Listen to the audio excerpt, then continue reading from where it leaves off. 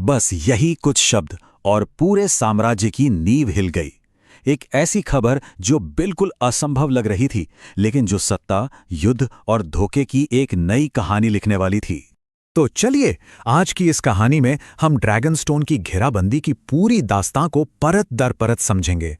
ये सिर्फ एक लड़ाई नहीं थी, बल्कि एक नए युग की शुरुआत थी। तो सवाल ये उठता है कि जब ये खबर फैली कि एक ड्रैगन जिंदा है, तो दुनिया का रिएक्शन क्या था? क्योंकि हर कोई इसे अपने अपने फायदे के नजरिए से देख रहा था। देखिए, इस एक खबर ने पूरी सियासत में जैसे भूचाल ला दिया। अश्वपुर में लॉर्ड भीम जैसे जो पुराने लोग थे, वो तो इसे मानने को ही तैयार नहीं थे। उनका सीधा कहना था, ड्रैगन तो सदियों पहले खत्म हो चुके हैं।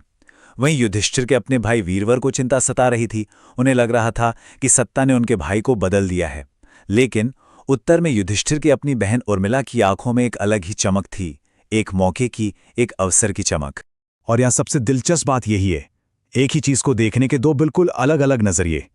एक तरफ युधिष्ठिर, जिसके लिए आदिशिखा नाम का ये ड्रैगन एक अनोखा दोस्त था, एक शांति का एहसास था। तो दूसरी तरफ बाकी की दुनिया थी, जिसके लिए वो बस एक हथियार था, सिंहासन तक पहुंचने का टिकट। और शांति और शक्ति के बीच का यही टकराव इस कहानी का सेंटर पॉइंट बनने वाला था। और देखिए, जब कोई चीज इतनी ज्यादा शक्तिशाली हो, तो उसे हासिल करने के लिए लोग किसी भी हद तक जा सकते हैं। चलिए देखते हैं कि कैसे यह हथियार एक बहुत ही चालाक और बेरहम साजिश का निशाना बन जाता है। उर्मिला ने एक कमाल की चाल चली। वो जानती थी कि युधिष्ठिर की जो मुख्य सेना है, वो पावड़ के समुद्री लॉर्ड्स के विद्रोह को कुचलने के लिए दूर गई हुई है। इसका सीधा मतलब था कि ड्रैगनस्टोन लगभग खाली था, असुरक्षित था। बस उसने इसी कमजोरी का फायदा उठाने का प्लान बनाया। उर्मिला की पूरी पॉलिटिकल फिलॉसफी इन चंद शब्दों में साफ झलकती है। जब उसके बेटे वत्स ने हैरानी जताई कि वो अपने दुश्मनों से हाथ क्यों मिला रही है, तो उर्मिला ने उसे यही सबक सिखाया। उसके लिए मंजिल ही सब कुछ थी, और मंजिल तक पहुंचने के लिए कोई भी सहयोगी बन सकता था, फिर चाहे वो कितना ही बड़ा दुश्मन क्यों ना हो।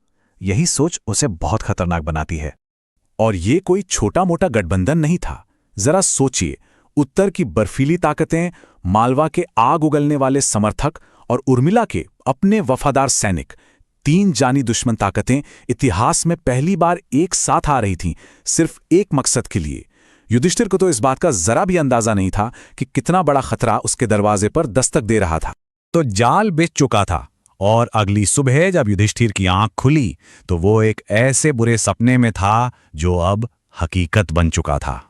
जरा उस सुबह की कल्पना कीजिए। कर्ण युधिष्ठिर को जगाता है, और जब वो खिड़की से बाहर देखता है तो समुद्र काले जहाजों से भरा हुआ है, और जमीन पर जहां तक नजर जाए तीन अलग अलग झंडों के नीचे सिपाही सिपाही हैं।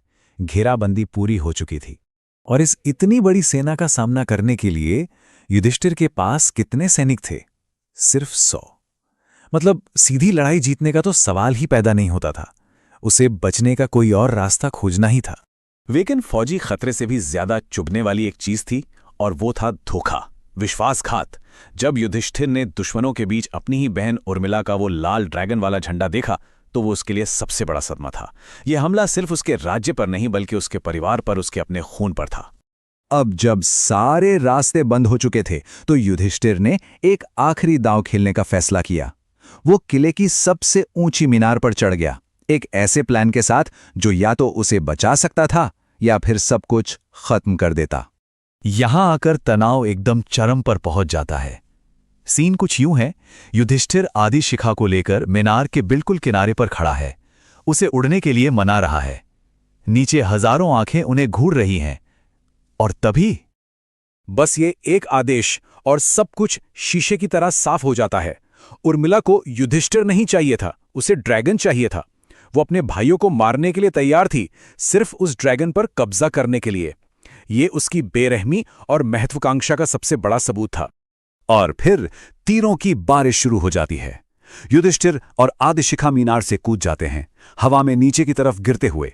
एक पल के लिए लगता है कि बस सब खत्म, लेकिन तभी आदिशिखा के पंख खुलते हैं और वो हवा को पकड़ लेते हैं।